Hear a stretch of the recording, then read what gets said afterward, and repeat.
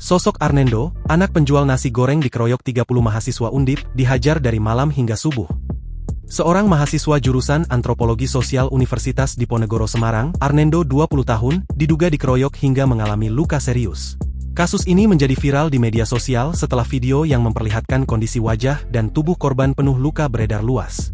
Korban anak penjual nasi goreng dihajar 30 mahasiswa Undip, anaknya diharapkan jadi sarjana nampaknya gagal di tengah jalan, kata kuasa hukum korban, Zainal Petir kepada Kompas.com, Rabu, 4 Maret 2026. Zainal mengungkapkan akibat penganiayaan tersebut, kliennya mengalami patah tulang hidung serta gegar otak. Peristiwa ini bermula pada 15 November 2025 sekitar pukul 10.57 WIB saat korban diajak berdiskusi mengenai acara musik kampus atau event kolektive oleh rekan sesama mahasiswa di sebuah kos di Jalan Bulusan Utara Raya Tembalang. Disebutkan jika korban baru berangkat menuju lokasi yang disepakati pada pukul 22.03 waktu Indonesia Barat. Sesampainya di sana, Arnendo mendapati sudah banyak orang berkumpul di halaman kos tersebut. Menurut keterangan Zainal, korban kemudian dipaksa untuk mengakui tuduhan pelecehan terhadap seorang mahasiswi.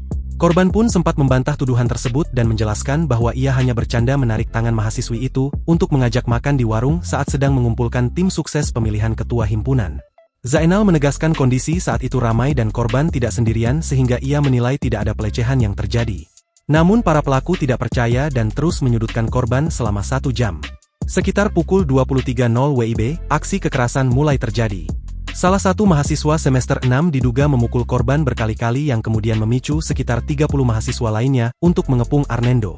Para pelaku menendang dan memukul korban secara bergantian, tak hanya itu, pakaian korban seperti baju, jaket, celana jeans, hingga sabuk dilepas secara paksa.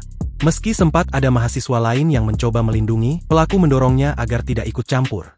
Penganiayaan yang disebut tidak manusiawi ini baru berhenti saat azan subuh berkumandang sekitar pukul 4.15 waktu Indonesia Barat.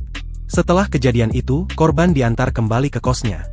Keesokan harinya, 16 November 2025, Arnendo dilarikan ke RS Banyumanik II sebelum akhirnya dipindahkan ke RS Binakasi Ambarawa agar lebih dekat dengan keluarga.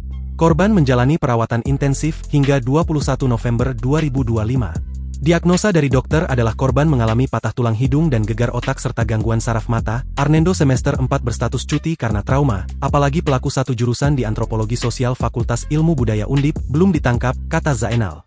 Kasat Reskrim Polrestabes Semarang, AKBP Andika Darmasena, telah membenarkan adanya laporan terkait dugaan pengeroyokan ini. Pihak kepolisian saat ini tengah menindaklanjuti laporan yang masuk untuk memproses para pelaku yang terlibat. Download Tribun X sekarang, menghadirkan lokal menjadi Indonesia.